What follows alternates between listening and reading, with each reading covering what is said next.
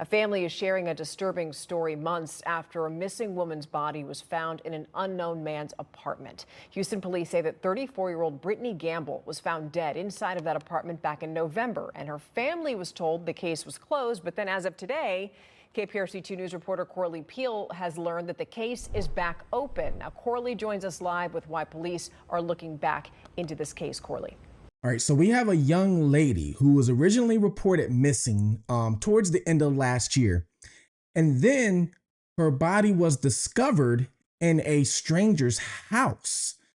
This person was never arrested, even though he was posting videos of him laying next to her body and repositioning her body. He is still not in jail, and he already has a history of this. I'm going to tell you about the situation. I'm also going to tell you about this individual. So Fugitive TV, stay tuned.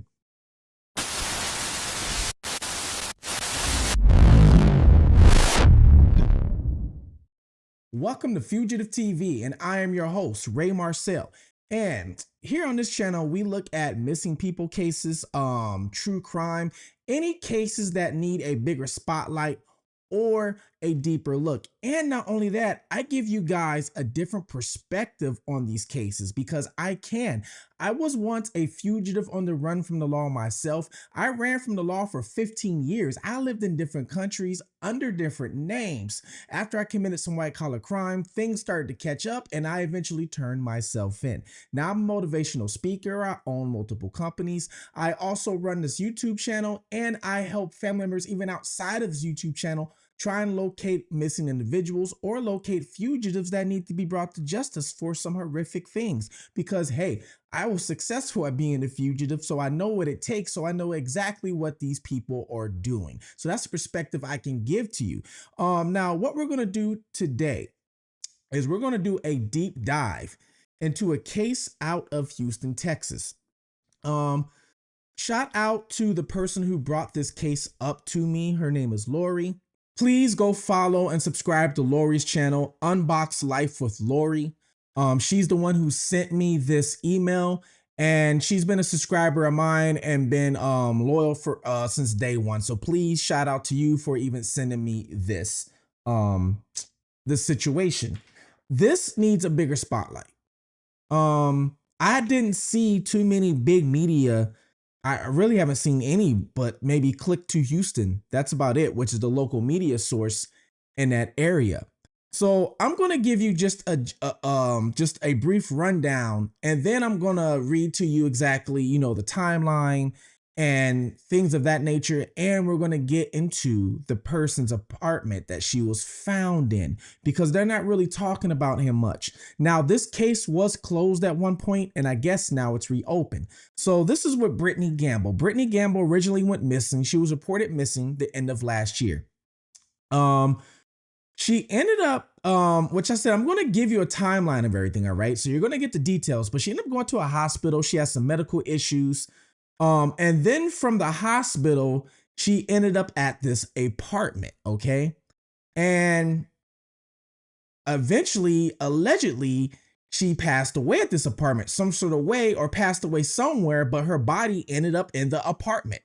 And the person that lives in the apartment allegedly was posting videos of her online. Now, I would show the videos, but this is YouTube, so I'm not going to, but it was videos of him with her body. And he was like positioning her body in different ways, things like that. Then eventually, I guess he called 911. 911 came, came and got her. And then they saw no foul play and left him there. I don't know. But this man already has a prior conviction of pretty much doing the exact same thing. So I'm going to show you details of this man's history. It is crazy. And I'm also going to give you a perspective. You know why? I know people like this, not personally right now in my life, but I've been around people like this. So I'm going to tell you exactly what's going on. Let me read to you this article from Grizzly News. All right, so this right here is from Grizzly News. Grizzly Hood News on Facebook actually. So shout out to them for even posting the story and making it easier for me to read the timeline to you guys. So the timeline goes like this: November 17th through the 19th, 2025. Brittany was admitted to St. Joseph's Medical Center in Houston, Texas for altered mental status. Brittany has been medically fragile her entire life, living with type 1 diabetes and epilepsy. November 19, 2025, after 9 p.m., Brittany was discharged to the streets of downtown Houston. Not one of her 3 emergency contacts was notified. So it sounds like she was discharged, but not discharged to a certain individual, just let out on the streets. And then it says, if you see the first, why she even went there, it said for altered mental status. Altered mental status. So basically, it looks like to me that it's saying that she was not right mentally. So if the person is not right mentally, first of all, why are they even releasing this individual? Why are they releasing Brittany, okay, just to go back out in the wild in the streets? If she came in already having some mental issues, why release her to the streets where she just came from? That does not make sense. This is one of the reasons why we have so many problems in our society right now when it comes to people that need help. Look, she was in there for the help, and then they released her back out to, she should have been at least released to a family member. That's why it says right here, Brittany was discharged to the streets of downtown Houston. Not one of her 3 emergency contacts was notified. And if you guys ever been to any big city downtown, I don't care if it's Houston, I don't care if it's LA, I don't care if it's Chicago, New York, any big city downtown, we all know you have a bunch of you have a homeless situation in a lot of these downtown areas. You have a lot of people that live downtown who do have some sort of mental disability or mental issue. Almost every big city downtown, we have this issue. So why even put her into that environment? Okay, it would be like somebody going to rehab because they are, let's say, smoking meth, crack, or whatever it is, and then you release them to the trap house. You release them to the crack house. You release them to a drug dealer. Pretty much the same thing. 2000, and now it says that same night, Brittany came into contact with the man who would later be the last person to see her alive. We're going to get into the man. So they released her out into the streets, and she came in contact with this individual who ended up pretty much playing with her body on live camera. November 20th, 2025, Brittany's boyfriend discovered she had been discharged and immediately filed a missing persons report due to her medical fragility and cognitive vulnerability. So she was fragile at that time. And of course, like I said, she wasn't in the right mental state. November 25th, 2025, after not hearing from Brittany, something that was completely out of character, our family concern escalated. I began searching for her with help of my sister-in-law and a very close friend, reaching out to contacts in Houston to gather any information possible. November 27, 2025, Brittany was found deceased in a man's apartment in Houston, Texas. This man is the same man that she met when they released her on the streets, okay? November 28, 2025, our family was notified by the Houston County Medical Examiner's Office that Brittany was with them and that a full autopsy was underway. December 1st, 2025, news outlets began reporting on her death. December 3rd, 2025, our family discovered videos of Brittany on a man's Facebook page, videos of both her alive and after death. This is the same man, guys. Same exact man. Okay? Timeline in the videos, November 19th to the 20th, 2025. Brittany is seen alive in Facebook Live videos. Her speech is pressured, her gait and balance are visibly off. She is clearly not well, okay? Now, I couldn't find videos on Facebook, the original video. So if any of you guys watching this, please send me these videos, okay? Because I want to do a follow-up video to this of my own, and I would like to get the actual videos, okay? So I can actually show people exactly what her state was, so people can get a clarity of what was going on, okay? This man posts so much on Facebook, which you're going to get into. He posts so much that at this moment, I wanted to hurry up and get this message out, that I didn't have the time to look through the thousands of videos this man has at the moment. So if you guys are watching this that are familiar with this case, or the family members, and you have these videos, please send them to me. You don't have to, but I'm just asking if you can, so that way I can give people, clarity of exactly what's going on. Now, it says the evening of November 21st, 2025, we believe this is when Brittany died. In one video, this man is heard yelling at her to breathe, and you hear her gasp in the background. Brittany is not seen alive in any videos after this point. Oh, November 22nd through the 27th, 2025, for days following her death, this man posted hours upon hours of Facebook Live videos while my sister's body remained in that apartment. He posted her hospital discharge paperwork showing she released with no prescriptions, discharged from a broken medical system like she didn't matter. I just got finished saying that. They just threw her out in the streets.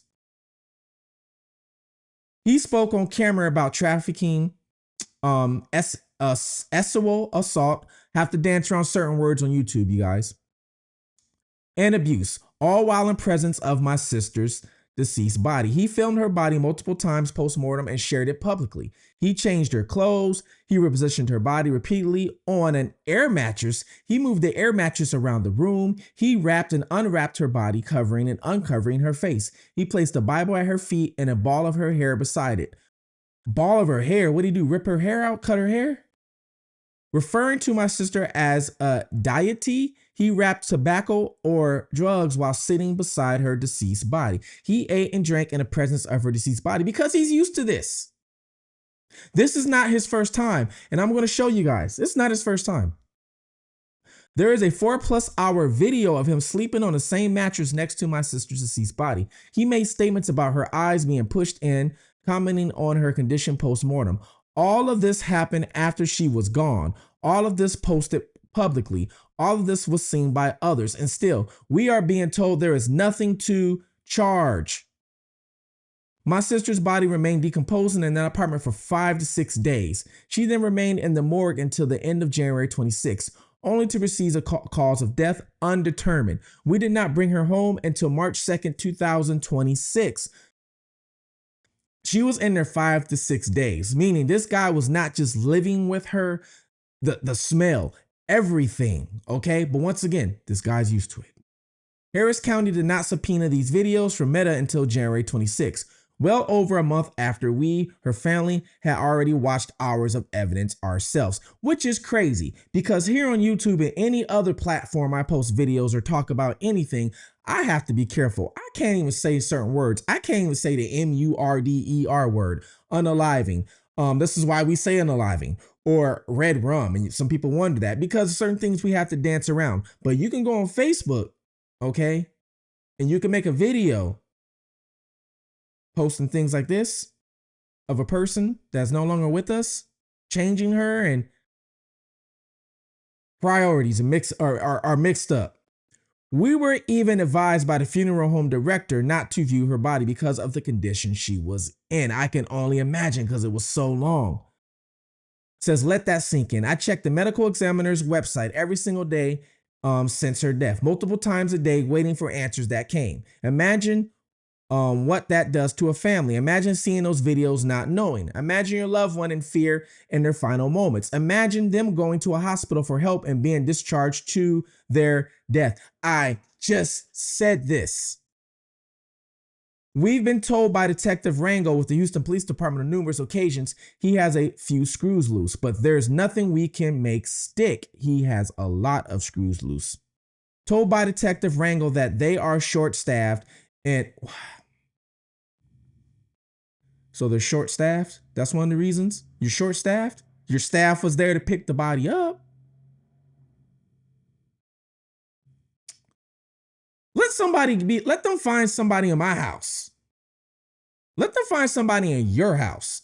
Let me know below if they went in your house right now, and you was posting videos What do you think's gonna happen to you? You think you're going to jail? Do you think you're going to jail?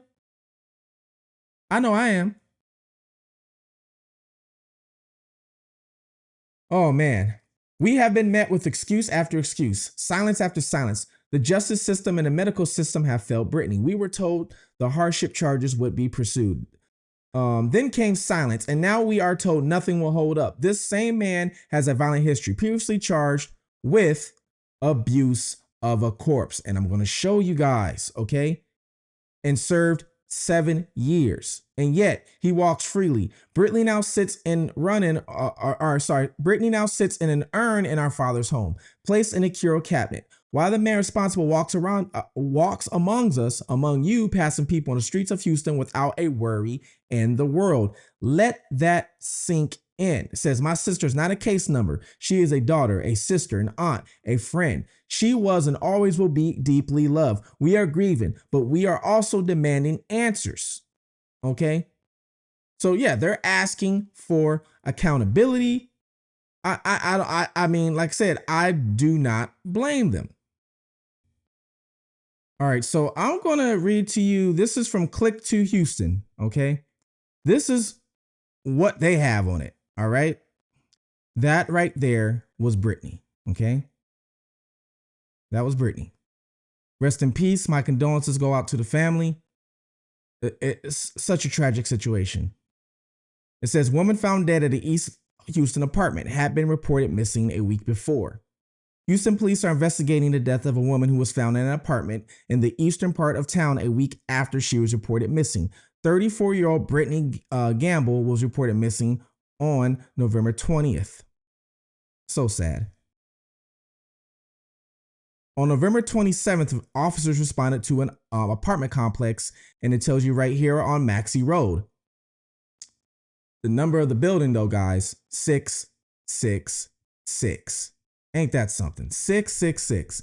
There was a dead woman inside one of the units. When officers arrived, they were met by a man who said the woman had been staying with him since he met her on November 19th. Paramedics responded and pronounced the woman, identified as Gamble, dead at the scene. Officers noticed Gamble had abrasion on her face and bruising on her upper body. Officers learned Gamble had been reported missing 7 days before she was found. The Harris County Medical Examiner's Office responded to the apartment, believed Gamble had been dead for about 3 days before she was found. An autopsy will determine the cause of death, and the investigation is ongoing. So this woman had abrasion on her face, okay? She had an abrasion on her face and bruising on her upper body. I would like to know where this bruising was. That I would like to know. Where was this bruising? Okay. 1 o'clock this afternoon, and they told me that this case was closed because they went after every single lead and found that there was no crime in this case. But just before 5 o'clock this afternoon, they called me back and said that this case is open and they are looking into more information and evidence. Now, the family says this has been frustrating because there are plenty of disturbing videos out there showing Brittany Gamble before and after her death that this man allegedly documented. It's where police say 34-year-old Brittany Gamble's body was found inside an unknown man's apartment. Just so disturbing. And it's a nightmare. Gamble's sister, Rebecca Falke, says Gamble was admitted to St. Joseph's Hospital downtown for altered mental status on November 17th. She suffered from type 1 diabetes and epilepsy. Falke says Gamble was released from the hospital without loved ones knowing. The family reported her missing, but roughly 10 days later, they learned the medical examiner had Gamble's body. Gamble's family learned details from news articles. They suspected that she had possibly been dead for multiple days prior to the discovery of her body. Trying to figure out how Gamble made it to the man's apartment, family members searched Metro on Facebook, finding their biggest clue. And it just so happened to be that when she landed on the Facebook page, this man had Facebook Live Brittany at the Metro station. Falke says this video was after Gamble left the hospital. Falke says this was the last video of Gamble alive. I can't believe that you can literally go to the hospital, right? Because you need help mentally, you need help with something, you seek that help, and they release you back out to the situation, people, or area where you're trying to get the help from, if you get what I'm saying. Like I said, it's like sending a crackhead back to the crack house after leaving rehab. And you saw on the report on Click to Houston, it said the man admitted to meeting her on November 19th. What day was she released from the hospital? November 19th. They released her, unfortunately, to her demise. Allegedly, her decision maker is what this hospital did. Now, technically, we don't know what this man did to her. We're going to get into this. We don't really know what happened to her to cause her to pass away. We know something happened, but who is really at fault here? Is it the devil, the demon who was in the street waiting already, probably for something? We don't know. Or was it the hospital that should have took initiative and a better response to discharging somebody? Because if she was released to a family member or emergency contact or somebody maybe that she would have known, she would probably be alive today and I wouldn't have to make this video about her.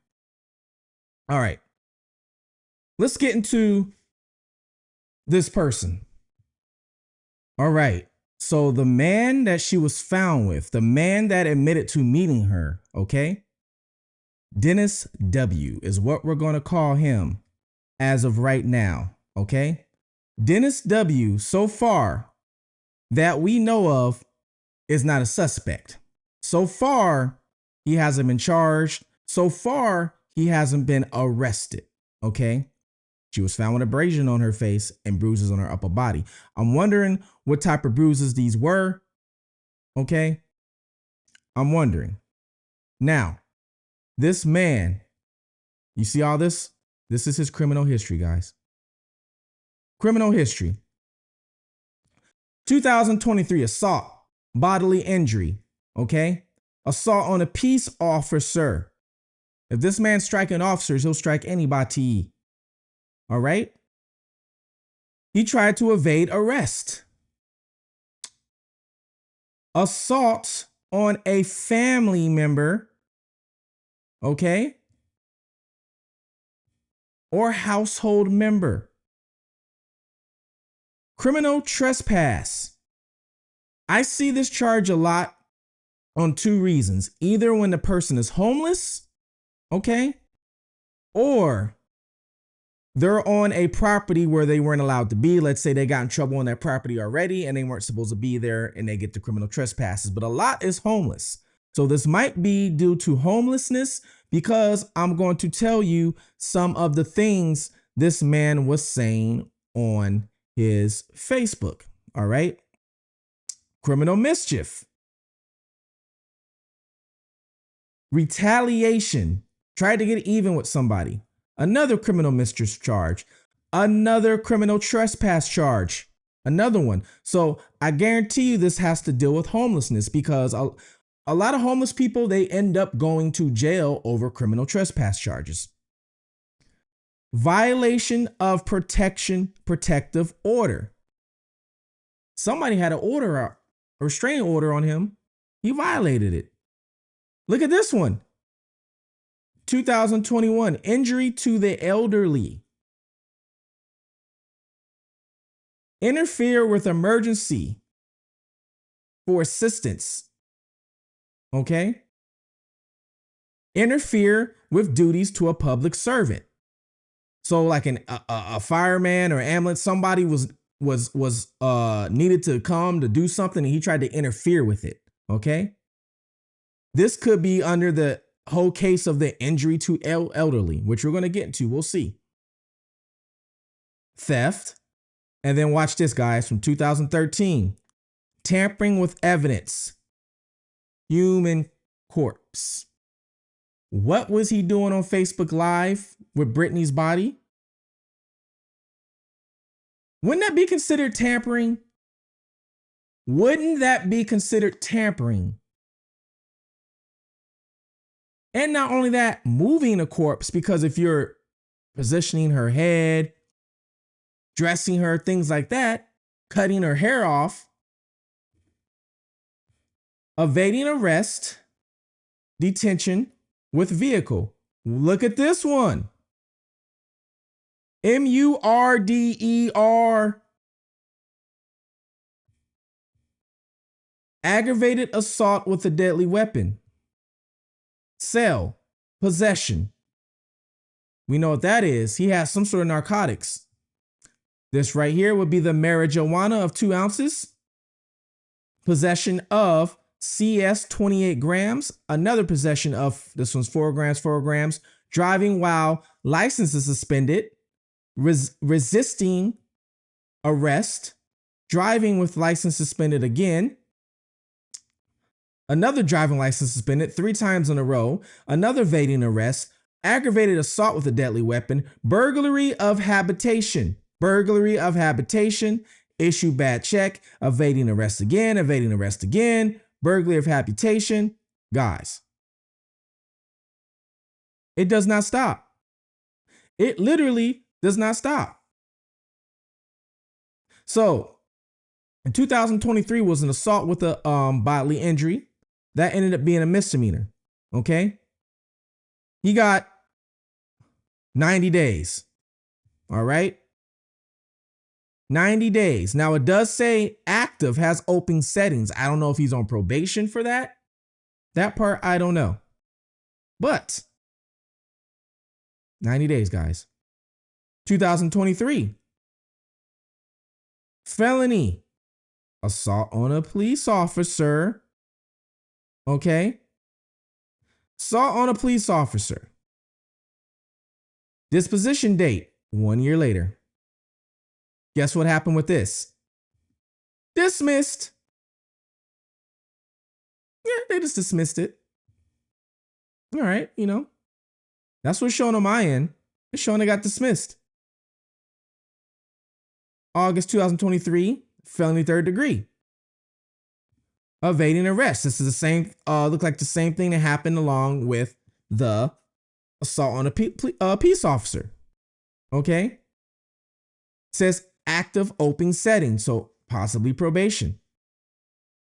Another felony arrest, assault on a family member or household member. Okay. All this is in the same year, guys, 2023.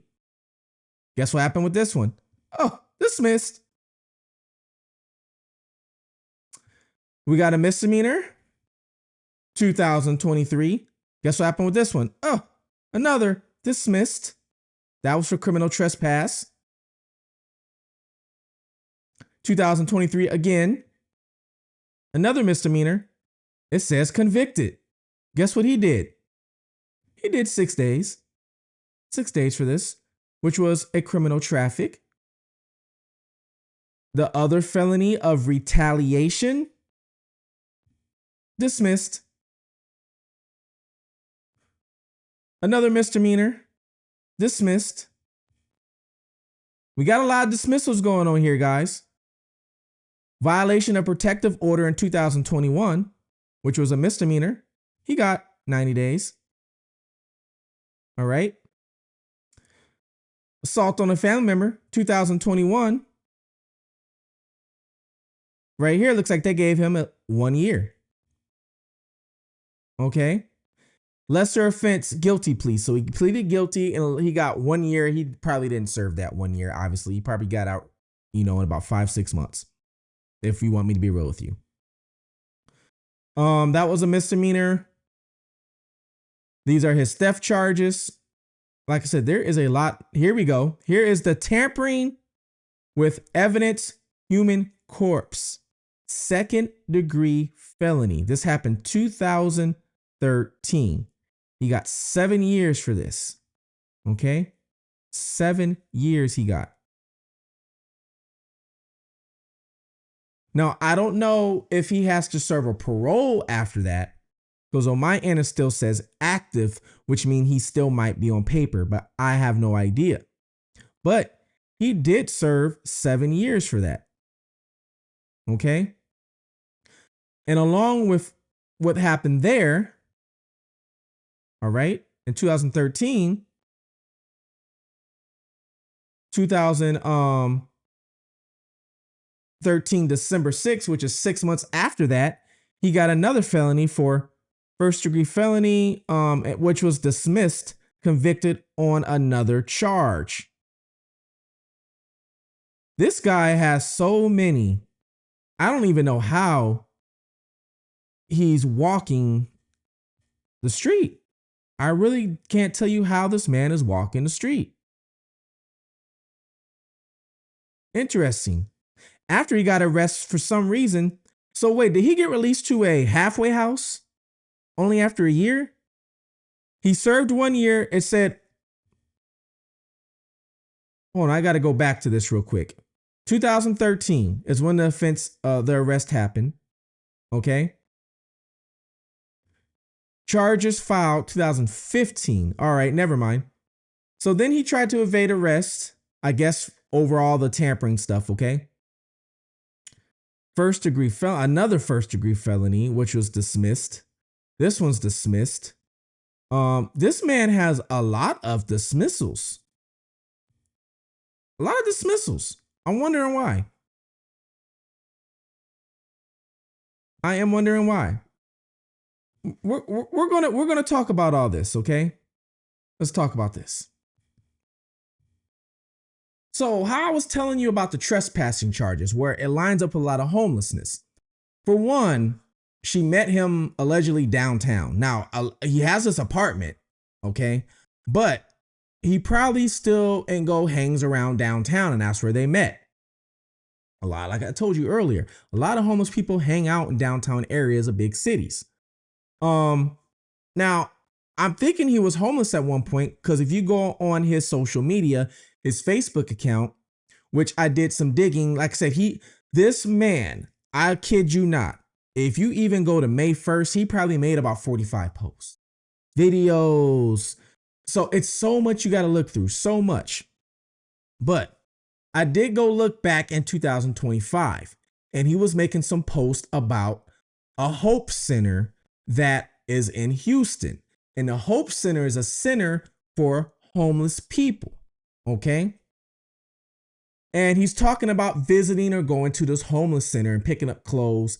So just from those posts right there, all right, I'm thinking that he was homeless at some point, living downtown, going to this homeless center, some sort of way, he got a voucher maybe for this apartment, and he's living in this apartment now. And maybe this is how he's getting an apartment. I really don't know. I can't give you that information, but I'm pretty sure that he probably was homeless at one point, because why would you be going to a homeless center? Now, I told you guys in the beginning of this video, I have experience of dealing with people like this, unfortunately. All right.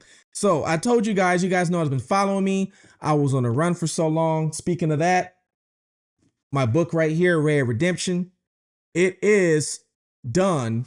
I'm just waiting on a publishing company to submit a deal to me to see if I like the deal or not. If not, then I'm going to publish it myself. But in this book, it tells you my whole story. Okay. How in my early 20s, I got into some trouble. Actually ended up going to prison myself for about 2 years. A year of that was regular, and the second year was like a boot camp facility that the prison had at the time, and it was for nonviolent offenders.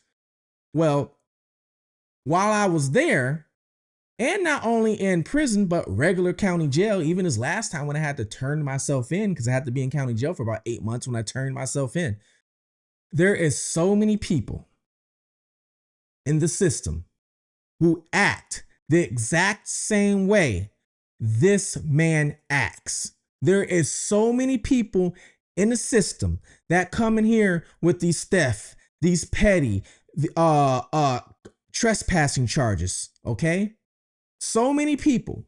And when they come in, there's no help. There's no resources. There's nothing for these people whatsoever. They give them their little 90 days and then they send them back out to where they came from. And they send them back out to guess where? The same thing happened with Brittany. She went to the hospital and they sent her back out to go mingle with the people who are in jail that have mental issues. And then they send them back out and now they're mingling together. Something needs to be done. Something needs to be fixed with the way this system is ran, especially when it comes to these people. Now, there's no excuse for what Dennis, I'm not even saying he did it, okay? Because we don't know exactly what happened. We don't know. We just know that he was taking videos of her body, okay? That's what, that's what we know so far. But I will say that something needs to be done, okay, with people who need some sort of help. All right. Because like I said, there's no excuse. If he did it or not did, there's no excuse whatsoever, okay, to do this to an individual or anything like that. Some people just are not mentally right and mentally ill here. Now, we know there's violence because there's a violent past. I read to you the assault charges, assault on a police officer, a family member. Now, I do know there's an ex-wife that's involved, okay? There is an ex-wife. Now, I believe she has nothing to do with this, okay? So I'm not going to give you the name. I'm not going to give you anything like that, but I will tell you this, okay? I will let you know this. When it comes to the ex-wife, I can say that she has a history too. And her history deals a lot with prostitution. Okay? Bad checks and prostitution. So you take that and you mix it with what he was doing. They were running the streets.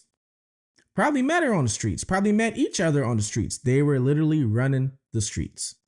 Okay. Now, I don't know what happened to her. I don't know anything like that.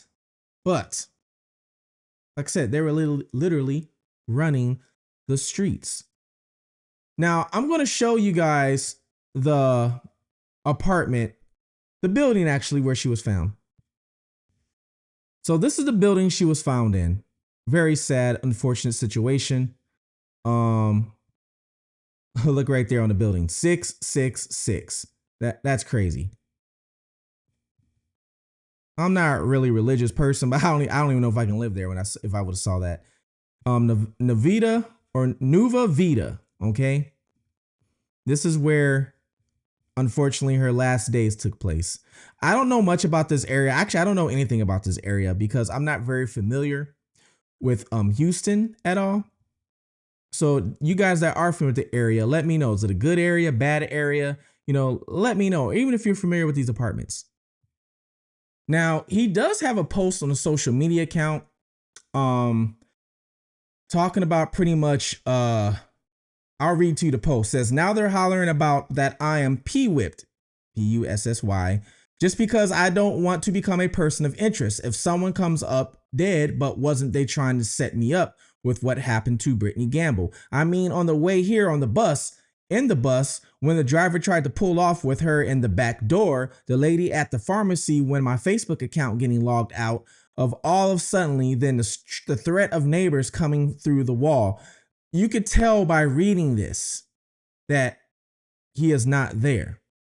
And homicide talking about foul play, but was heard saying something about how they were going to set me up for unaliving her.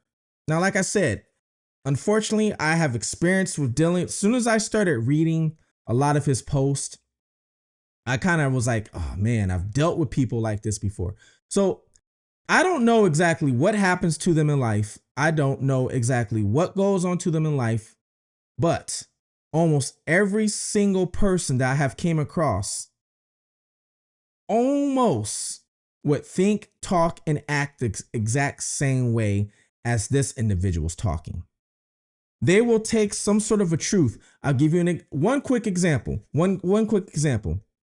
One guy, when I turned myself in and I was in county, he came into the pod, into the facility, okay? He was my cellmate for the first day. I had to go tell them I can't be with this guy. He's got to go, okay? He's got to get out of my cell because I ain't going to be here long and I don't want to lose my temper. He's got to go. So they took him out of my cell and put him somewhere else. But this guy, what he would do is he would have conversations with you, okay? And we would watch this, you know, when we're talking to other people. And at first, he would seem normal. But then you realize he would start talking and like imagination just took over from there. So he would tell you things like, yeah, I'm a veteran. But then he would start saying something like, yeah, me and I was on Bravo ship and this was during Vietnam. Now, mind you, the guy's no older than probably 26 years old, 27 years old. So there's no way he was in Vietnam. But he was a veteran. Something happened to him. I was in Vietnam and we saw something or whatever. And then he, in the middle of his conversation, then he would like switch and be like, oh yeah, by the way, did you know that I was originally going to play Will Smith in the Men in Black? Originally, that was going to be me. I was going to play Will Smith in the Men in Black, but they decided to hire Will Smith because Will Smith was a better actor at playing Will Smith. So I had to pass on that and instead go to Vietnam. This is the type of conversation, and they would, and I mean, you would listen to them and they look like they would believe it, that this was their reality. So I don't know if they've done so many drugs, narcotics, that they weren't even in reality anymore. I don't know. But looking at this guy's post and reading some of his stuff, this is exactly what it reminds me of. Okay. So I don't run the system, but this is what should have happened with him. When he went to prison or did that time, whatever he did, he shouldn't have got let back out in the streets. They shouldn't have, because he ended up being homeless anyway. They should have sent him to some sort of facility for people that need help like this. And that is where he should have been at and maybe should have stayed at. Because now you have a young lady who's gone and the family is trying to figure out exactly what happened to her and they're trying to get justice. And the last person that was with her was this individual. The last person who was seen with her on video was this individual. The last person who spoke to her was this individual. The last pictures and videos she took was with this individual while she's not even alive. My condolences go out to the family, the Brittany Gamble family. I'm so sorry to hear about this. Once again, thank you, Lori, for sending me this. If you guys are watching this, you guys are welcome to comment below anything you want to. Please reach out to me. If you want to do any interviews, remote interviews, you're welcome to use my platform to get the message spread out.